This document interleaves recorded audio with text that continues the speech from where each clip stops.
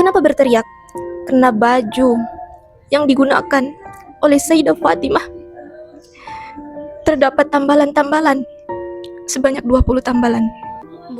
Nabi Muhammad SAW bersabda, surga merindukan 4 wanita, yaitu Maryam binti Imran, Asya binti Muzahim, Khadijah binti Khuwailid, dan Fatimah binti Muhammad.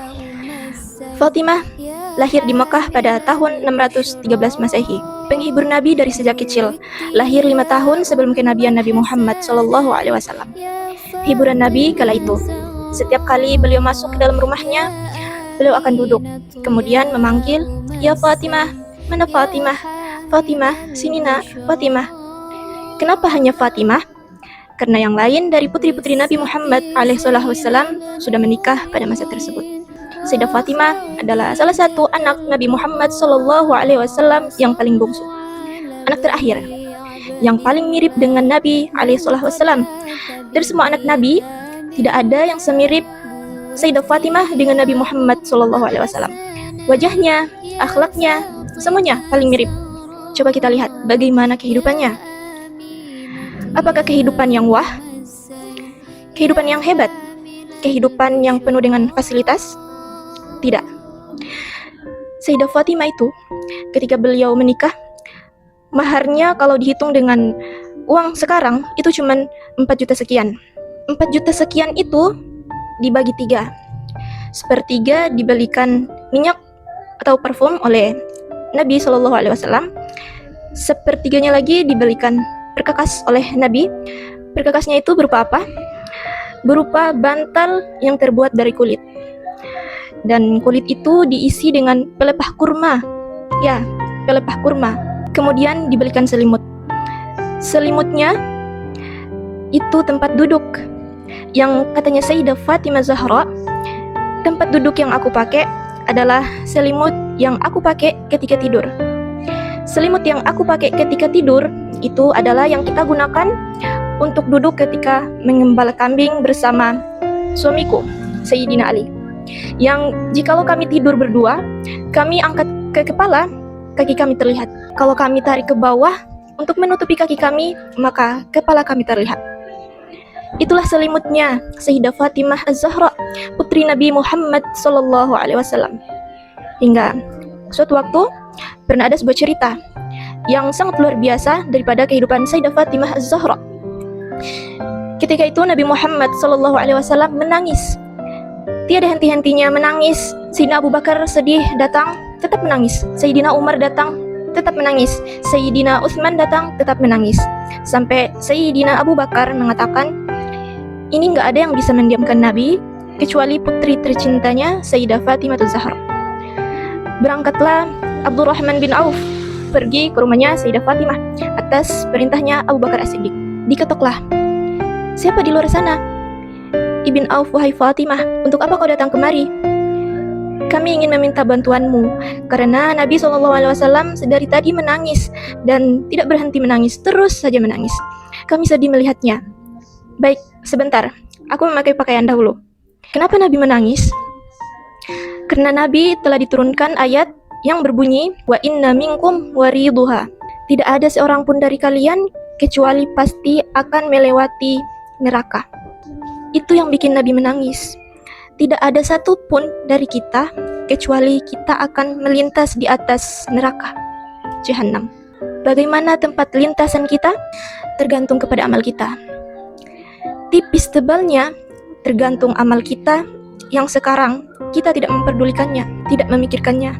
Nanti semuanya akan terpampang di depan mata kita dan kita akan melewatinya. Semoga kita termasuk mendapatkan amal yang banyak yang menyenangkan hati baginda Nabi SAW. Berangkatlah Sayyidah Fatimah.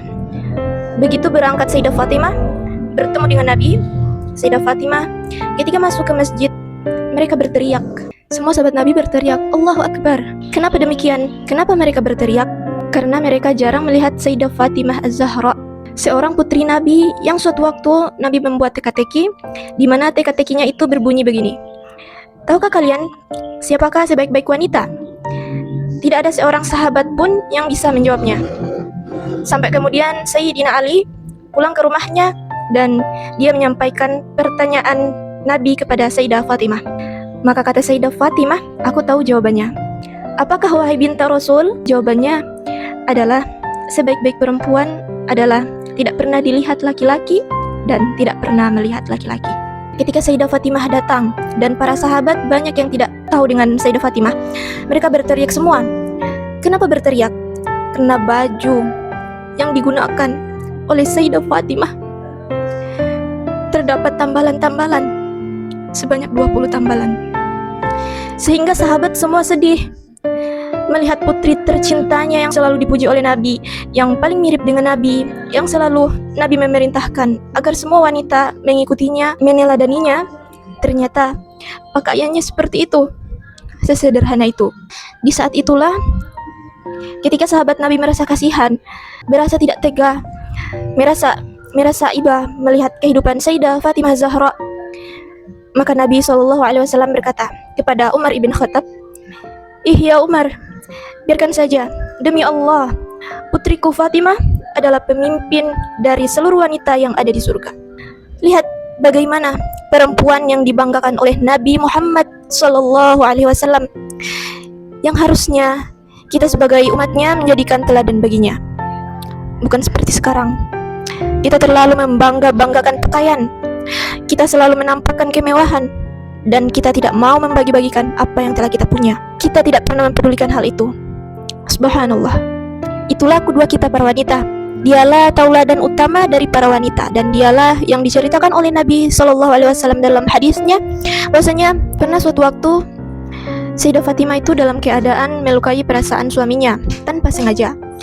Dia berbicara dengan suatu ucapan. Dia tidak sadar kalau ucapan itu membuat marah suaminya. Tidak paham, bukan sengaja tapi tidak sadar, tidak sengaja. Tapi apa yang dilakukannya? Dilihat suaminya itu, warnanya merah mukanya, yang menandakan bahwasanya dirinya dalam keadaan marah. Maka saat itu timbul rasa takutnya kepada Allah, sehingga di saat itulah ia meminta maaf kepada suaminya. Maafkan aku, hai suamiku. Tapi ternyata wajah suaminya tetap marah. Fatimah takut dia kepada Allah, sehingga rasa takutnya yang luar biasa itu sampai beliau itu menangis histeris dan mengatakan, wahai suamiku, sambil kemudian memutari Sayyidah Ali, suamiku maafkan aku, suamiku maafkan aku. Berkeliling layaknya orang yang sedang tawaf. Di saat itulah kemudian Sayyidina Ali melihat apa yang dilakukan Fatimah, maka dipeluknya Sayyidah Fatimah lalu mengatakan, ya binti Rasul, aku sudah memaafkanmu. Subhanallah. Sore harinya dia bertemu Nabi ayahandanya. Ketika bertemu dengan Nabi Muhammad SAW, maka apa yang dikatakan Nabi? Ya Fatimah, telah sampai kepadaku apa yang telah kamu lakukan tadi. Kalau seandainya engkau meninggal dunia sebelum engkau mendapatkan maaf dari suamimu, maka niscaya aku tidak akan melaksanakan sholat jenazah terhadapmu. Disinilah kemudian para ulama mengatakan bahwasanya istri yang tidak salihah maka dia tidak akan mendapatkan syafaat baginda Nabi SAW. Na'udzubillah. Seorang wanita yang ayahnya adalah manusia paling mulia di bumi, tapi hidupnya tak pernah merasa senang. Inilah kisah Sayyidatuna Fatimah Zahra, anaknya manusia termulia di muka bumi, tapi hidupnya jauh dari segala kemewahan. Dari kecil beliau menyaksikan penderitaan ayahnya. Ketika orang Quraisy melemparkan kotoran kepada Rasulullah, Fatimah yang ketika itu beliau masih kecil datang berlari membersihkan kotoran yang ada pada ayahnya dengan tangan kecilnya sambil menangis. Itulah dunia Fatimah sejak kecil, penuh luka, penuh air mata. Tapi lihat bagaimana kesabarannya. Setelah hijrah ke Madinah, Fatimah menikah dengan Sayyidina Ali bin Abi Thalib, seorang lelaki yang miskin tapi kaya dengan keberanian dan iman. Hidup mereka sangat sederhana. Rumah mereka hanyalah kecil, berdinding tanah liat dan beratapkan pelepah tamar. Tak ada pelita di waktu malam, tak ada pembantu di siang hari. Setiap hari, Sayyidah Fatimah menggiling gandum dengan tangannya sendiri, hingga kulitnya pecah dan berdarah. Tubuhnya lebam karena mengangkat air dari sumur. Pakaiannya robek, tapi ditambal berulang kali. Suatu hari, Sayyidina Ali melihat istrinya menangis perlahan. Beliau tidak mengeluh, cuman memegang batu giling yang berat itu dengan lemah. Wahai Fatimah, kata Sayyidina Ali, mintalah kepada ayahmu seorang pembantu. Lalu Fatimah hanya diam.